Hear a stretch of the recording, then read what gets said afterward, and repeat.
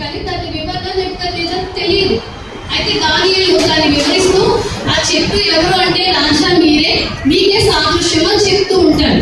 అలాగే దావీదు గారు కూడా కీర్తన గ్రంథంలో అంటారు, నేను దేవుడి మందిరంలో పచ్చని ఒలీవ చెట్టు వలె ఉన్నాను. అంటే ఈ చెట్టు ఎవరికి సాదృశ్యం అంటే ఒక వ్యక్తి జీవితానికి సాదృశ్యం.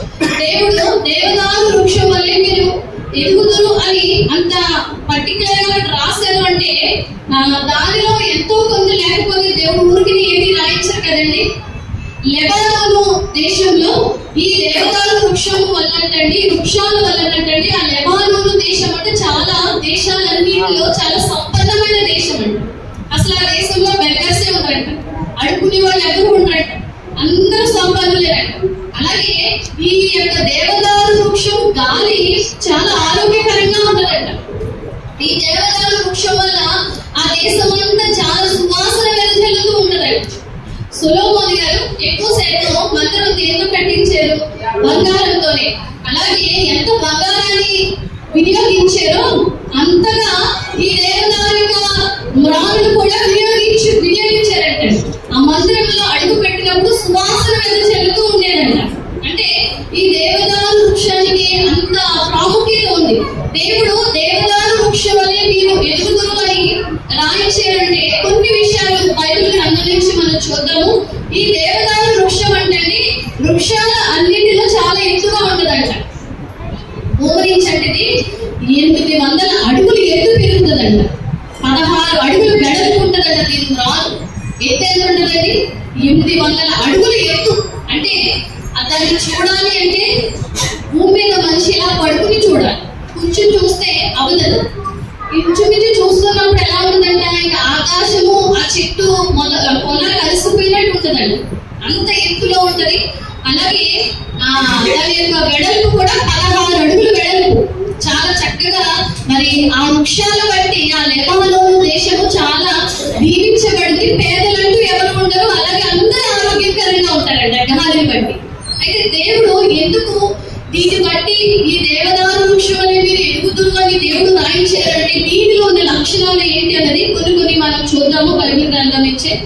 లెబానోను దేవదారు వృక్షం గురించి బైబిల్ గ్రంథంలో 70 సార్లు రాయబడిందండి, పాత నిబంధన క్రొత్త నిబంధనలో.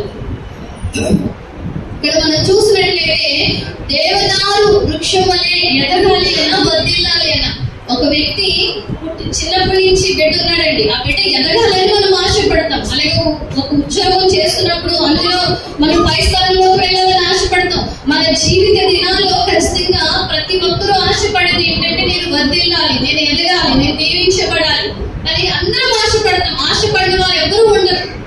మరి దేవుడు ఎదగడానికి, వర్ధిల్లడానికి ఈ దేవదారు వృక్షాన్ని మనం ముందు పెట్టి ఏమి నేర్పిస్తున్నాడు అనేది ఒక్కొక్కటిగా మనం చూద్దాము. నాకున్న సమయాన్ని బట్టి నేను ముందుకు వెళ్తానండి. సంఖ్యాకాండము 24:6 మొదటి పాయింట్, ఫస్ట్ పాయింట్, నేల యొక్క నాటబడిన దేవదారు వృక్షము. ఇది ఎక్కడ నాటబడింది అంటండి?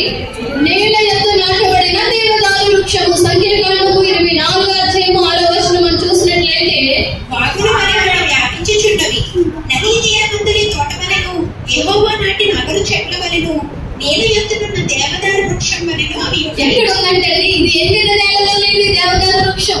అది అంతగా ఎదగడానికి, అంతగా వర్ధిల్లడానికి ఇది ఎక్కడ నాటబడిందంట? ఎక్కడంటే నేల యొక్క నాటబడిన దేవదారు వృక్షం. బైబిల్ గ్రంథంలో మీరు దేనికి సాదృశ్యం అంటే వాక్యానికి సాదృశ్యం. ఏమంటారు? వాక్యమే దేవుడు, దేవుడే వాక్యమే. ఎంతమంది దేవుడు తీసుకుని మోసుకుని వచ్చారండి? ఎంతమంది దేవుడు మోసుకుని వచ్చారు? Very good. అందరూ దేవుడు మోసుకొచ్చారు కదా. దేవుడు మిమ్మల్ని అందరినీ దీవించింది కాక. మనం బైబిల్ మోస్తే బైబిల్ మన జీవిత కాలం మోస్తుంది కదండి.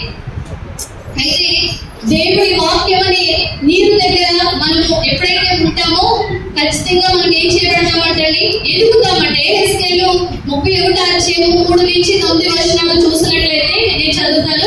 నీళ్ళ ఉండటం వలన ఆ వచనాలన్నీ వద్దు కానీ ఎహెజ్కేలు 31:3-9 మధ్యలో ఉంటాయి. నీళ్ళ ఉండటం వలన అది మిక్కిలి గొప్పదాయను. ఏముండటం వల్ల ఏంటండి? నీళ్లు ఉండటం వలన మిక్కిలి గొప్పదాయను, లోతైనది ఆధారమైనందున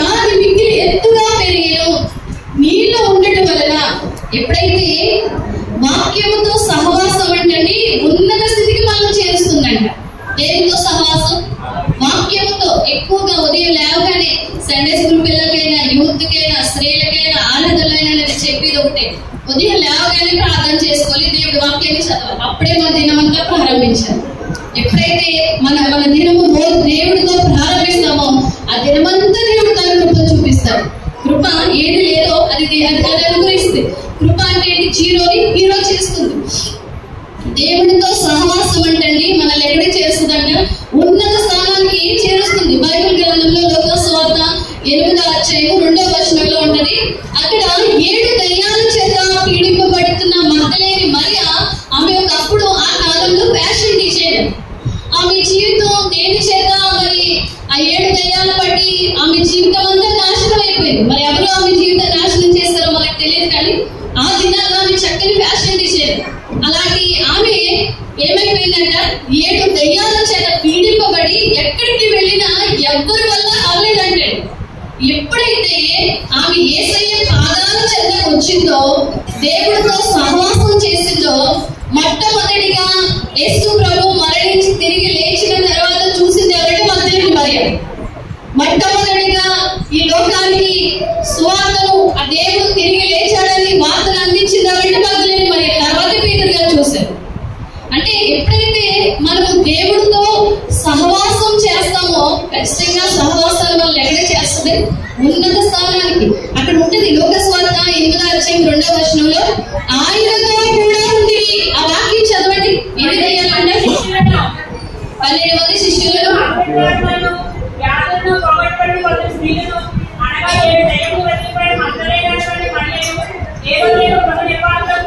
ఆయనతో కూడా ఉంది. ఎవరితో కూడా ఉన్నారంట, ఈ మగ్దలేని మరి ఎప్పుడైతే యేసయ్య సహవాసంలోకి వచ్చిందో ఆమె జీవితంలో మారిపోయింది. ఎక్కడ స్థానం సంపాదించుకుందండి? బైబిల్ పరిశుద్ధ గ్రంథంలో ఆమె పేరు దేవుడు రాయించారంటే ఖచ్చితంగా జీవ గ్రంథంలో ఉంటుంది. ఆ పరలోక రాజ్యంలో మనం చూడగలం. ఎప్పుడైతే దేవుడితో వాక్యముతో ఎక్కువగా మనం వాక్యాన్ని చదువుతూ ఉంటామో, సాతానుడు ఎక్కడ కట్ చేస్తాడంటే వాక్యాన్ని చదివే టయానికి ఫోన్ రింగ్ అవుతుంది. వాక్యం చదివే టయానికి ఎవరో వస్తూ ఉంటారు. ఎందుకంటే దేవుడితో ఎక్కువగా మన వాక్యంతో సహవాసం ఉన్నప్పుడు వాడు మన దగ్గరికి చేరలేడు. మనము ఉన్నత స్థితికి వెళ్ళకూడదని వాడి యొక్క దురుద్దేశం. కానీ దేవుడైతే మనల్ని ఏమంటాడు తెలుసా, మనల్ని అంటే వర్ధిల్లింప చేయాలని ఆశ అంటాడు.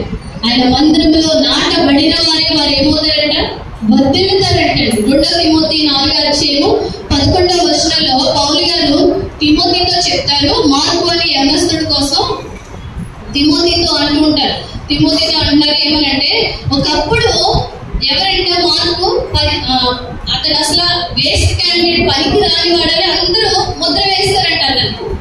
అయితే అతను ఎప్పుడైతే పౌలు గారి వాక్యం చేత పట్టబడ్డాడో, పౌలు గారి వాక్యం ద్వారా మార్చబడి క్రీస్తులోకి వచ్చాడో, ఆయన గురించి పౌలు గారు సాక్ష్యం ఇస్తున్నారు.